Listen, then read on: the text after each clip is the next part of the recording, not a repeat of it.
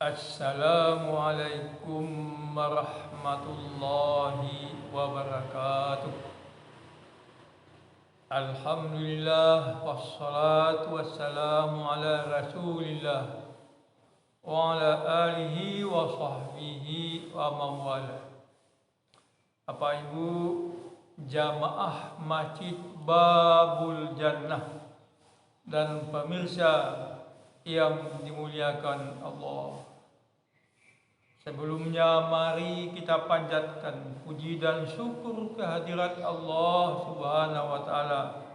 Salawat dan salam tidak lupa kita sanjungkan kepada Nabiullah Nabi Muhammad sallallahu alaihi wasallam.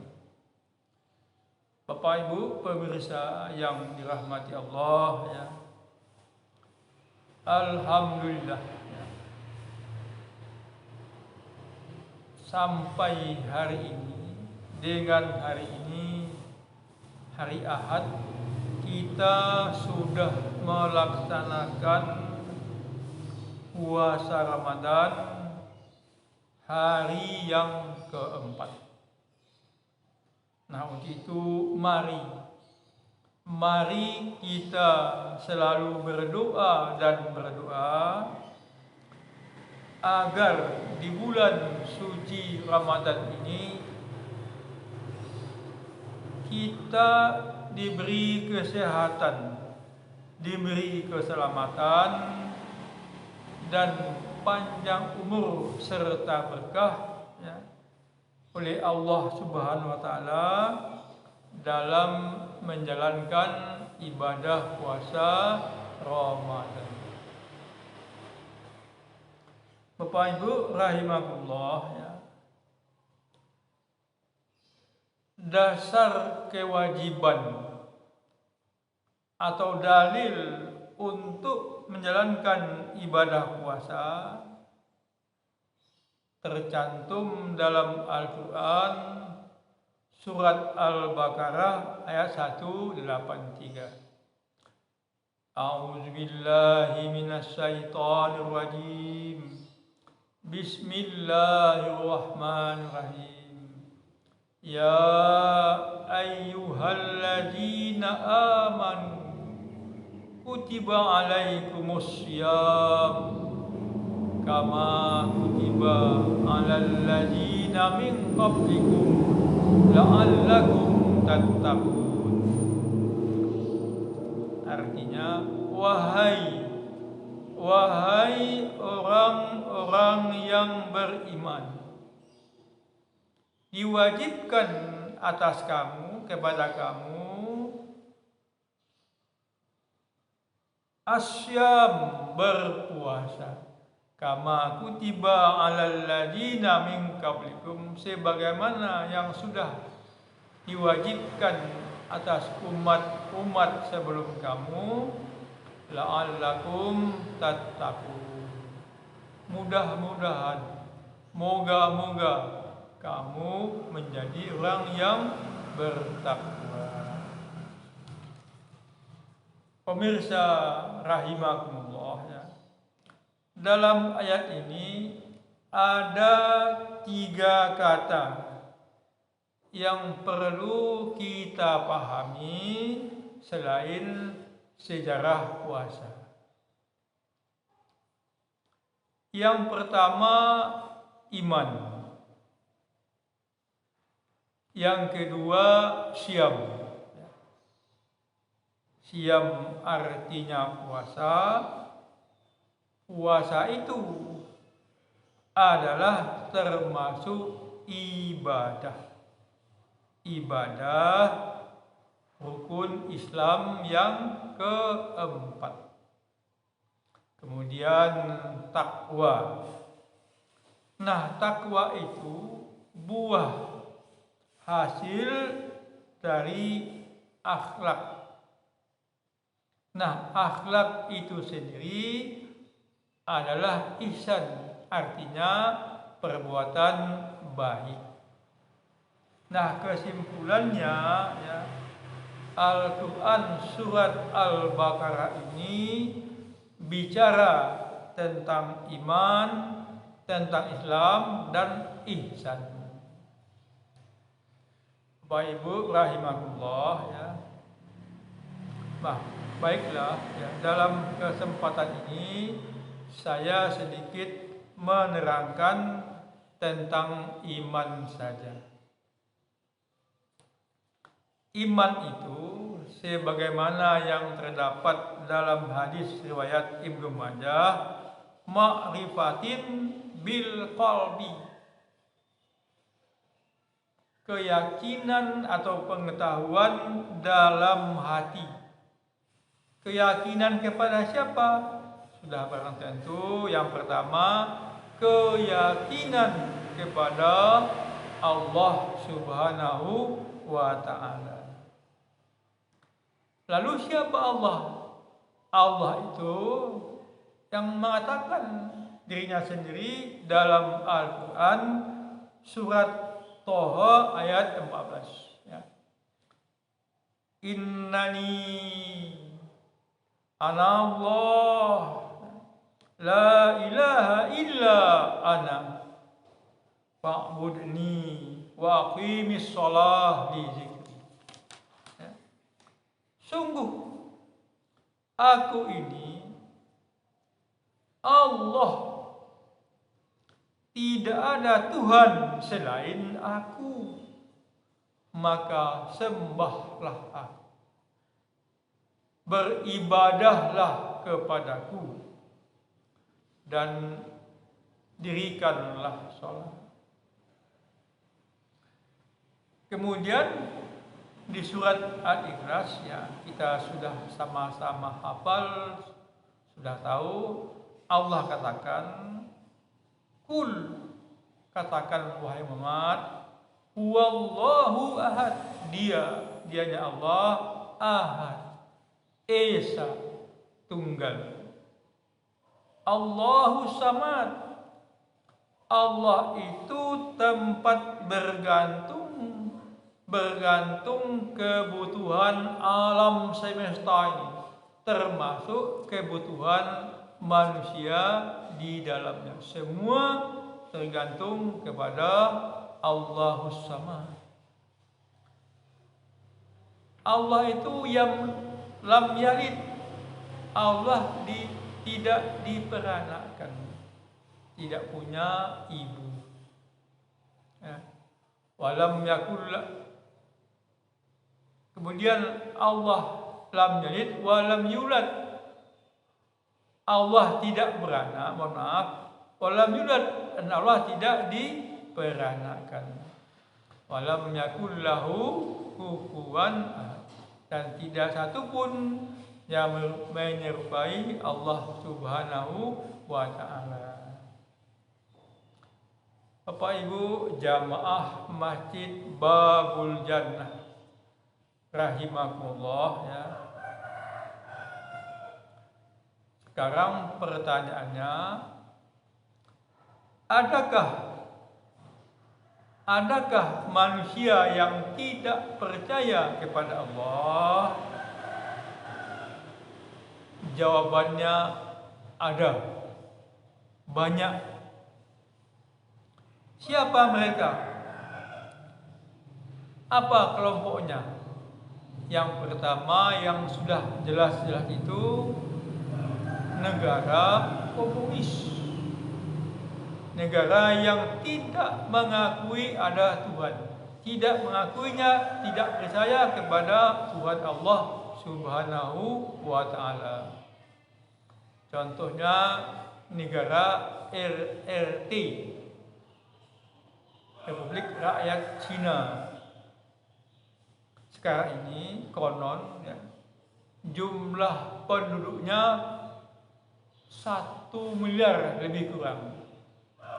Nah, penduduk RRT itu mau tidak mau, ikhlas tidak ikhlas, mereka tidak beragama. Kenapa? Pemerintahnya memaksa mereka tidak beragama. Bapak Ibu rahimahullah ya, jadi orang-orang komunis itu anti Tuhan, Mereka tidak percaya kepada Tuhan. Pak Ibu rahimahullah, ya, konon dulu kabarnya di zaman Orde Lama ada ketoprak, ada kelompok ketoprak yang memainkan sebuah cerita atau sebuah judulnya Matine Gusti Allah. Jadi Allah sudah mati. Mereka tidak lagi percaya kepada Allah. Na'udzubillahi min dzalik. Kemudian yang kedua, sekarang ini di negara-negara Eropa, ya, di Prancis, ya, di Inggris, ya, dan sebagainya, banyak orang ateis, orang tidak percaya kepada Tuhan, orang yang tidak punya agama. Kenapa? Oleh karena agama yang mereka anut sebelumnya tidak menjadikan mereka bahagia. Justru kegelisahan demi kegelisahan mereka dapatkan ketika menganut agamanya itu. Lalu mereka keluar menjadi ateis, tidak punya agama sama sekali. Makanya ya, saat ini kalau kita ikuti berita-berita umat Islam di dunia, banyak gereja yang sudah ditinggalkan jamaahnya. Banyak gereja yang tutup, tidak ada kebaktian. Akhirnya gereja-gereja itu dibeli oleh umat Islam lalu dirubah menjadi masjid. Contohnya ya Muhammadiyah.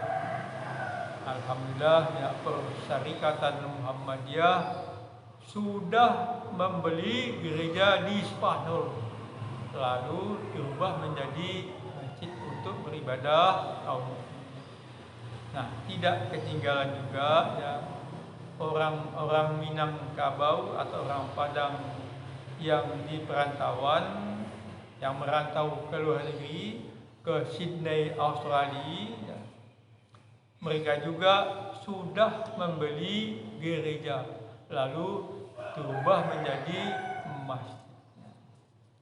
Apa Ibu, saudara-saudaraku, jamaah Masjid Babul Jannah dan pemirsa yang dirahmati Allah. Yang kedua ya, keyakinan kepada Nabi Muhammad sallallahu alaihi wasallam. Sekarang ini di akhir zaman ini, di zaman modern, di zaman IT yang serba canggih ini, masih ada orang yang tidak percaya kepada Nabi Muhammad sallallahu alaihi wasallam. Mereka katakan Nabi pembohong dan sebagainya. Apa Ibu, saudara-saudaraku yang dirahmati Allah? Nah, kalau ada orang yang sudah percaya kepada Allah Subhanahu wa taala dan percaya kepada Nabi Muhammad sallallahu alaihi wasallam, berarti dalam hatinya sudah tertanam bibit-bibit mengakui akan Allah Subhanahu wa taala dan Muhammad Rasulullah sallallahu alaihi wasallam. Artinya dia sudah ada bekal ya, untuk masuk agama Islam.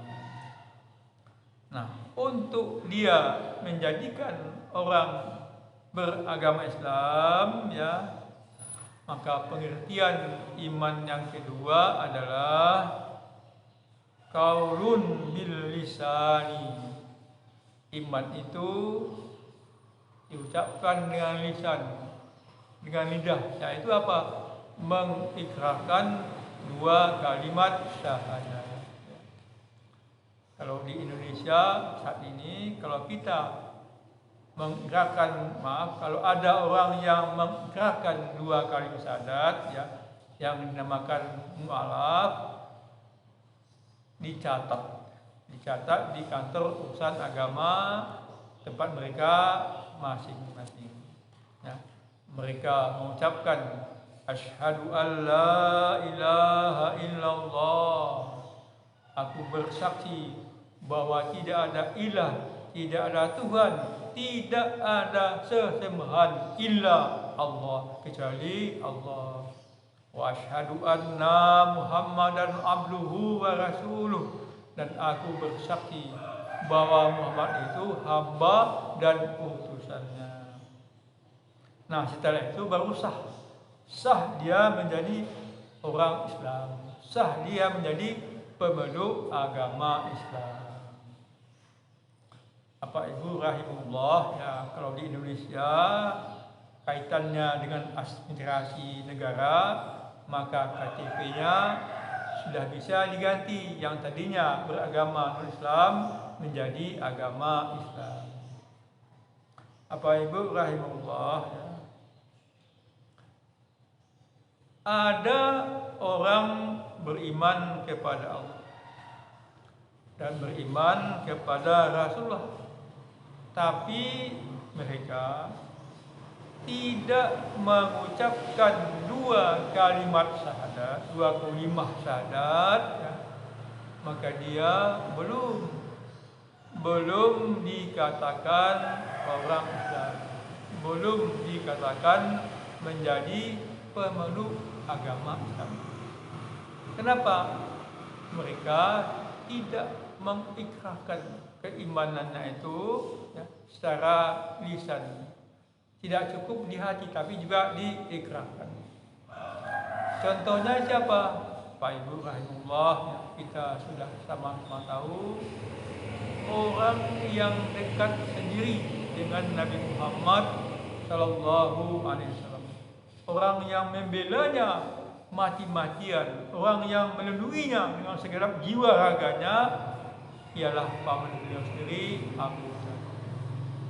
Tahu Abu Talib mau sakaratul maut, Nabi Muhammad menuntunkan, mengajak kepada Abu Talib untuk mengucapkan dua kalimat syahadat. Nah, berhubung Abu Talib ketika itu dikelilingi oleh pembesar Quraisy, gengsi Muhammad, akhirnya Abu Talib meninggal dalam keadaan kafir.